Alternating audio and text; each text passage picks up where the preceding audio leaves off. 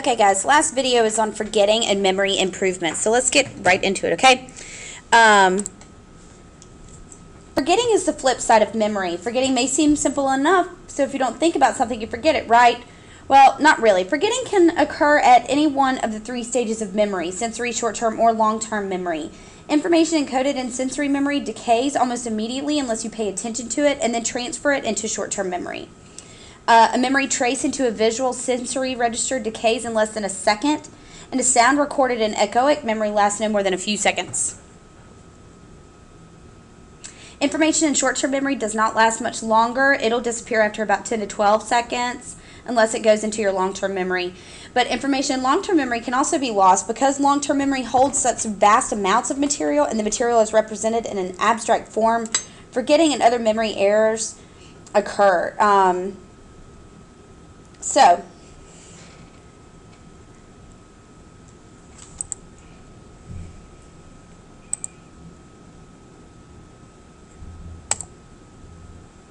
Again, forgetting can occur at any of the stages of memory. Information encoded decays almost immediately. I just said all this stuff, but there it is again.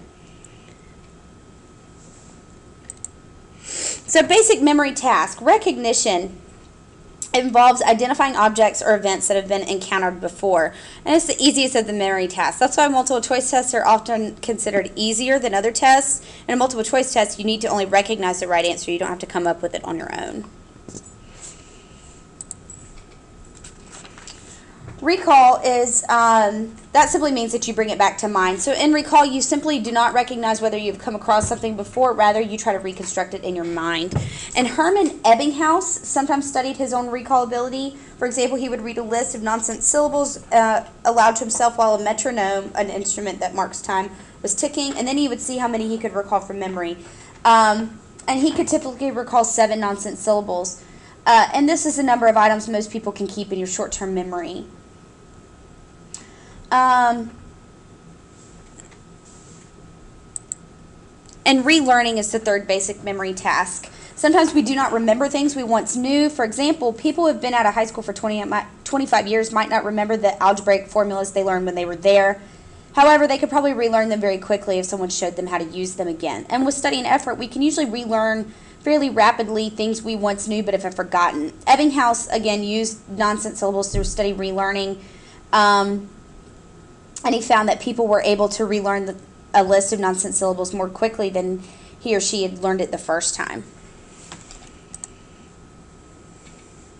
So here's the curve of forgetting. There are different kinds of forgetting. Much of the time, forgetting is due to interference or decay. And as you've already learned, interference occurs when new information shoves aside the disruption that has been placed in memory. Decay is the fading away of memory, and it's similar to a burning candle. It burns down until it goes out. And both decay and interference are part of normal forgetting. They occur when a memory trace fades from sensory or short-term memory. According to Sigmund Freud, he says sometimes we forget things on purpose without even knowing we are doing it because they're painful or unpleasant. They bring about anxiety, guilt, shame, etc., etc. And he calls this repression. Amnesia is severe memory loss, and it's often caused by trauma to the brain. People with retrograde amnesia forget the period leading up to a traumatic event. So they don't remember what happened like right before the car wreck or right before the shooting or whatever.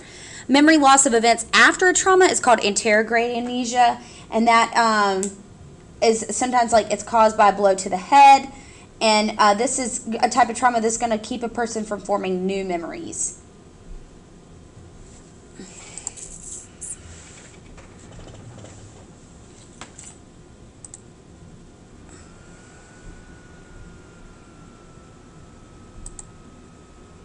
Infantile amnesia is the forgetting events before the age of 3, and this is based on biological and cognitive factors. It happens to everyone. We are unable to form memories before we turn about 3 years old.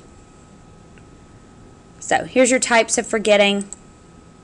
So how can we improve our memory? Well, memory can be improved, and there are specific ways to do this. Drill and practice. One basic way to remember information is simply to rehearse it. Go over and over and over and over it. And repetition is one fairly effective way to transfer information from sensory to short-term to long-term memory. It sounds boring, but that is how we learn things like the alphabet, how to count, multiplication tables, etc., etc. Relate to existing knowledge. Relating new information to what you already know or elaborative rehearsal is not as mechanical and repetitious as the drill and practice, which is maintenance rehearsal. Relating new information to what you already know requires you to think more deeply about the new information, so you might remember that new information better.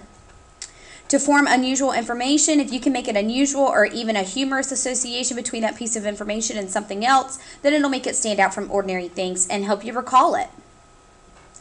And then construct links or a mnemonic device, like an acronym. Mnemonic devices are systems for remembering information. They usually combine chunks of information into a format, like an acronym, phrase, or jingle.